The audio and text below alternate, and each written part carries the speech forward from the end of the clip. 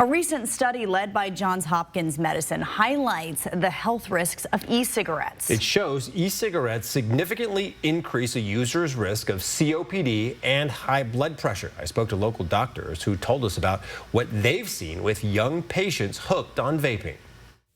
When e-cigarettes or vapes first became available, they were often marketed as a safe alternative to traditional cigarettes, and the different flavors they came in made them more appealing to teens and young adults. Now you have products that taste pretty good, don't have a big smell, and the reality is that that's kind of a deceitful way to get a product into the hands of someone that later may start to smoke.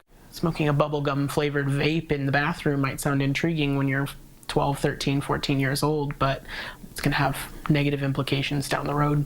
Dr. Robert Eagle is a pediatrician with Providence. He points out that e-cigarettes and vapes still contain nicotine. So I think that the risk of developing that dependency on the nicotine-containing products, which include vapes, is there, and there's lifelong health implications that can develop down the road. Dr. Todd Hoopman is a pulmonologist at Kootenai Health. He's concerned with much more than the link in the Johns Hopkins study between e-cigarettes and COPD. We're seeing patients who become extremely ill from a pulmonary standpoint with acute respiratory illnesses, respiratory failure, need for intubation, mechanical ventilation, life support from e-cigarettes. Dr. Hoopman says just this summer he had a young patient land in the ICU because of lung damage from e-cigarette use. The water vapor that comes out of the e-cigarettes is definitely shown to have significant potential consequences for people with regards to lung damage, life-threatening respiratory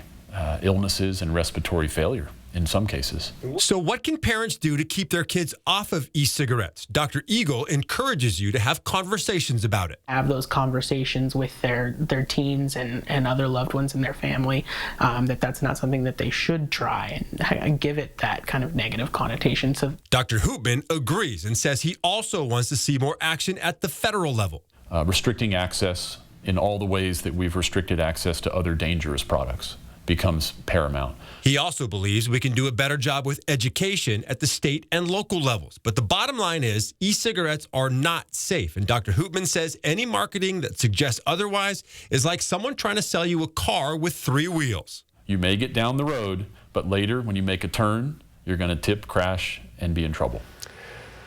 But what's worrying, Kirsten, is that message might not be getting through to everyone. 2023 statistics from the Spokane Regional Health District show 8.6% of kids in grades 6 through 12 in Spokane County used an e-cigarette or vape pen within 30 days of that survey. That's higher than the state average. And for high school seniors, that number was nearly 17%, so way too high. We just had a conversation in the newsroom about how vapes have changed just in the way that they look. And yeah, the smells and bubblegum in just the last 5-10 years. Yeah, all that marketing, not good for our kids. Wow. Well,